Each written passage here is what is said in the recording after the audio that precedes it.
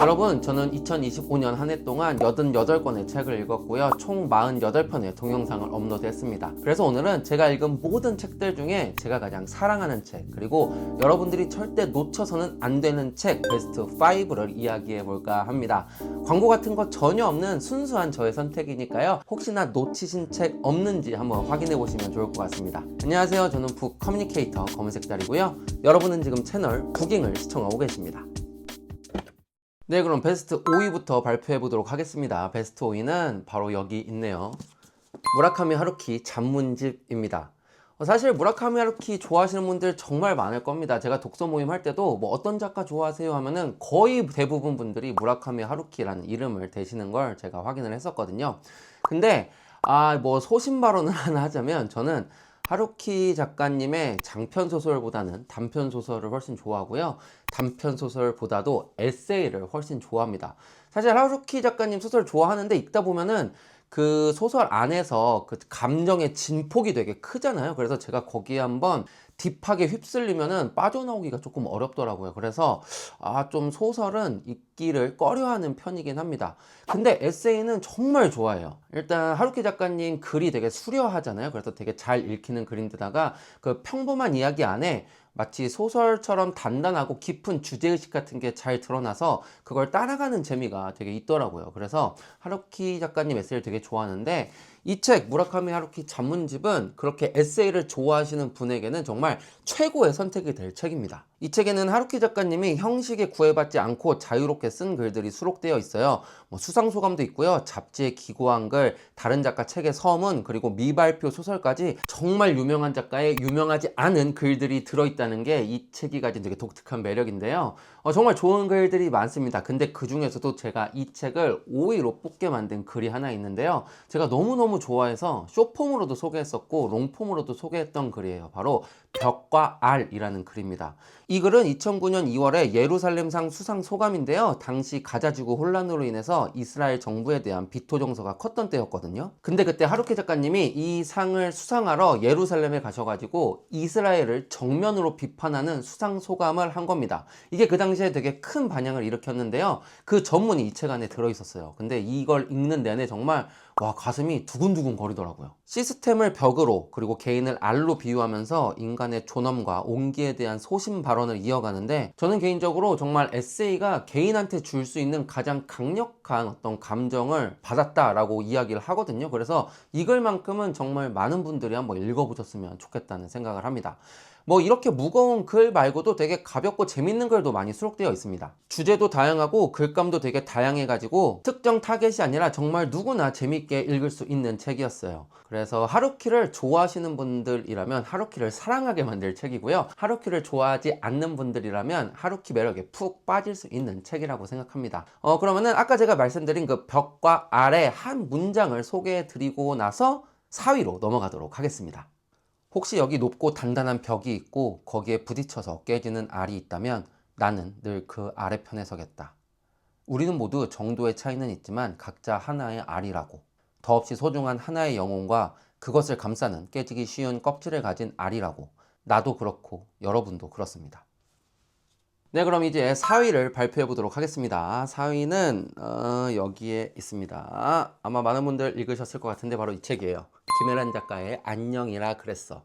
이 책은 제가 올 한 해 읽은 소설들 중에 단언컨대 가장 특별한 감정을 저한테 선사한 책이었습니다. 출간과 동시에 베스트셀러가 된 책이고 독자와 평단 모두에게 너무 좋은 평을 받았던 소설이라 지금 이 작고 귀여운 북잉 채널을 구독하고 시청하시는 우리 열혈 독서가님들은 아마 이 책 다 읽으셨을 것 같아요. 그래서 이 책에 나오는 그 6개의 단편 소설의 내용 이야기는 하지 않고요.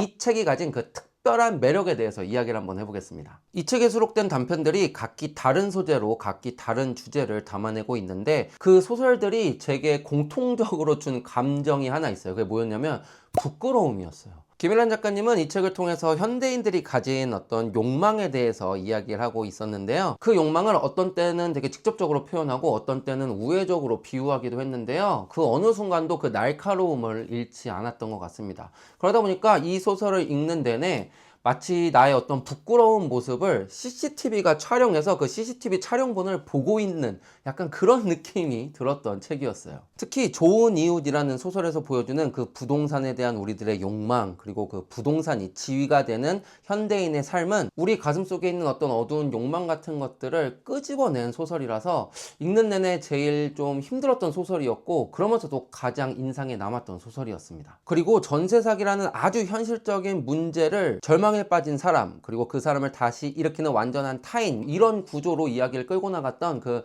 빗방울처럼이라는 소설도 제가 읽는 내내 되게 강렬한 경험을 했다라는 느낌을 받았던 소설이었습니다. 그리고 이 책의 마지막 파트는 문학평론가 신영철님의 해체로 되어 있는데요. 거기 보면 김애란 작가에 대해서 이렇게 말하고 있었습니다. 김애란의 재연에 대해서는 누군가를 사회학자라 규정할 자격이 사회학자에게만 있는 게 아니라면 나는 김애란이 오랫동안 사회학자였고 이제야말로 유감없이 그렇다고 주장할 것이다.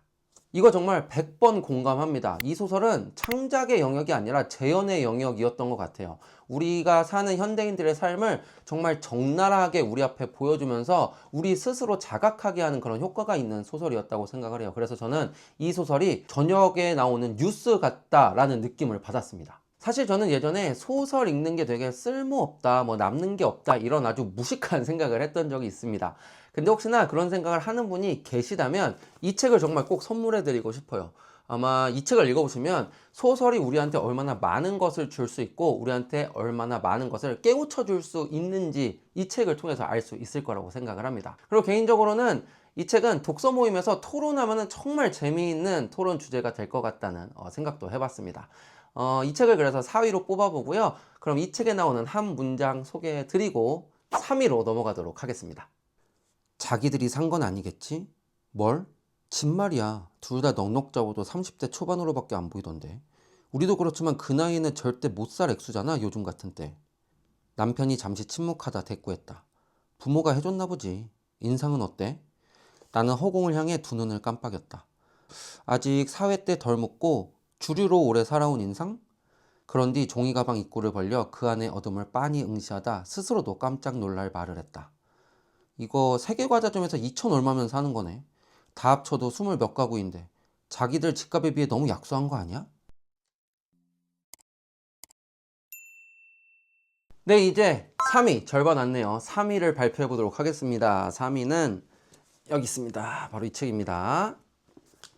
시간의 계곡이라는 책입니다. 사실 저는 이 책을 읽을 때는 이 책이 당연히 올해의 책 1위라고 생각하고 읽었습니다. 독특한 설정, 흥미로운 이야기, 엄청난 몰입감, 그리고 철학적 질문까지 읽는 내내 정말 푹 빠져들 수밖에 없는 책이었습니다. 그런 이 책에 킥이라고 할 수 있는 설정이 있었는데요. 그건 바로 시간의 공간화였습니다. 20년의 텀을 둔 같은 마을이 동쪽과 서쪽으로 나열되어 있다는 그런 설정은 정말 놀랍고도 신선했습니다. 작가는 이런 장치를 통해서 과거와 현재, 미래의 공존을 되게 현실감 있게 풀어낼 수 있었고요. 그리고 시간여행이라는 조금 뻔해진 그런 장치를 좀 독특하고 신선하게 만들어냈던 것 같습니다.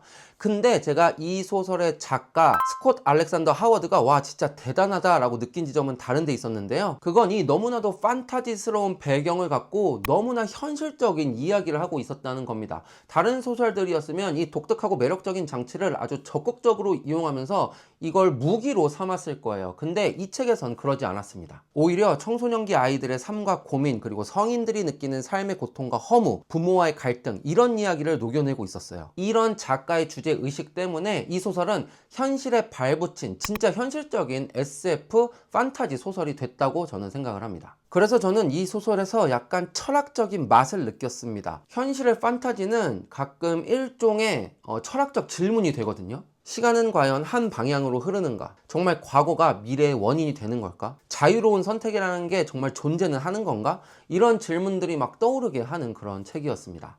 재미와 놀라움, 그리고 철학적 질문까지 아주 잘 담아낸 이 책은 저한테 모던 클래식, 그러니까 현대적인 고전 소설처럼 느껴졌어요. 그래서 정말 인상에 많이 남았던 책이었습니다.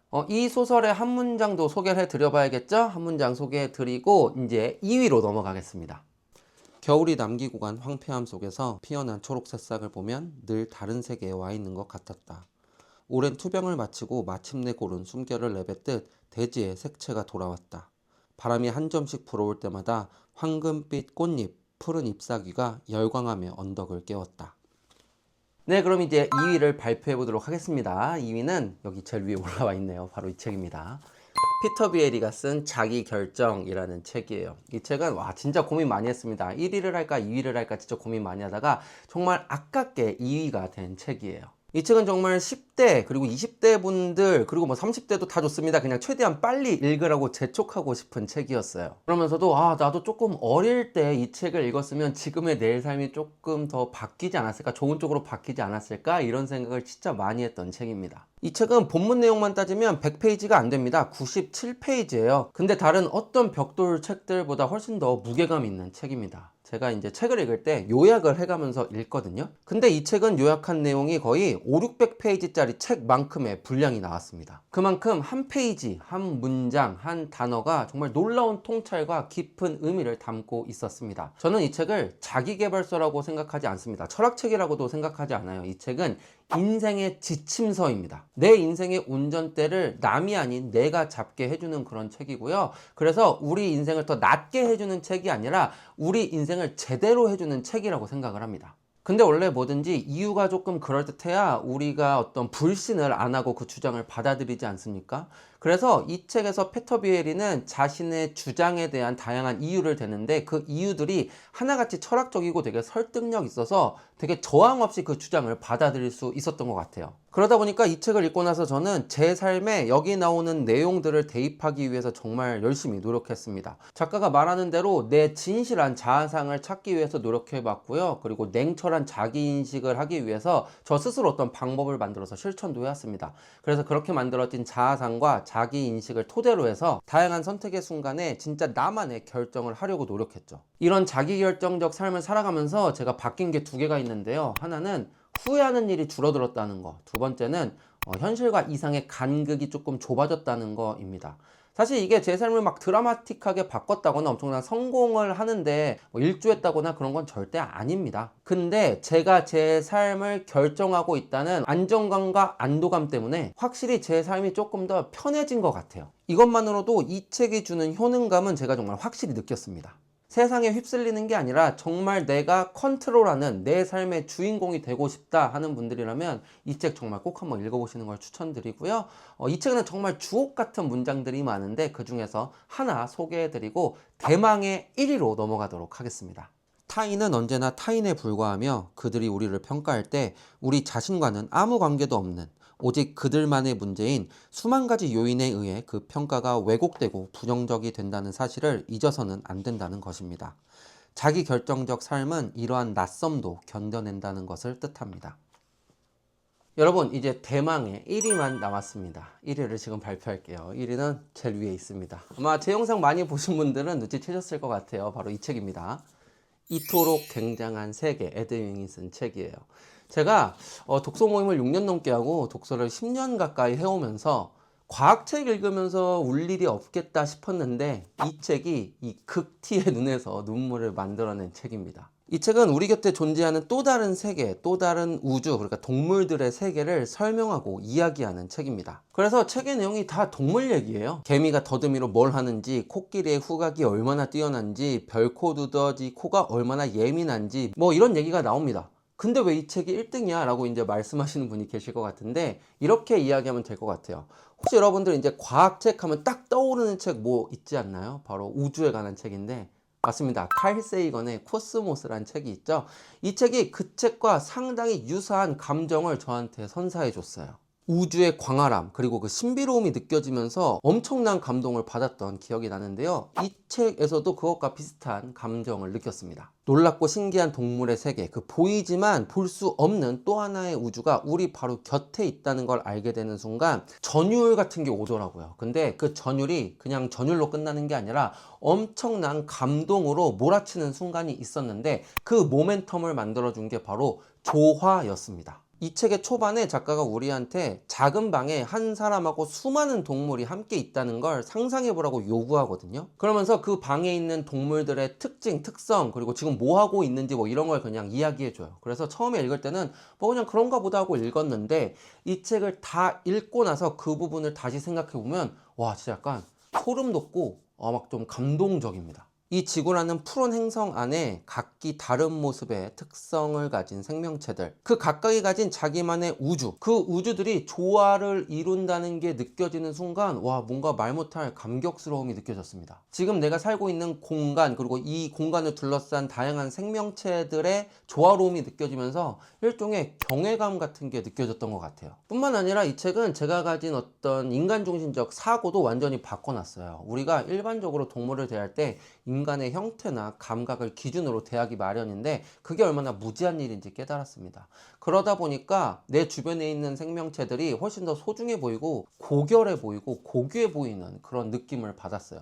그런 느낌은 자연스럽게 이 지구의 주인이 인간이 아닌 모든 생명체다라는 그 평범한 진리를 다시 한번 일깨워줬습니다. 이 책은 단순히 동물에 대한 특징과 정보를 담은 책이 아니라 그들에 대한 이해, 사랑, 그리고 조화를 이야기하는 책이에요. 그래서 지구에 살고 있다면 이 책은 한 번쯤은 꼭 봐야 되는 책이라고 생각합니다. 혹시나 안 읽어본 분들 계시다면 이 책을 정말 꼭 한번 읽어보세요. 세상이 다르게 보일 겁니다.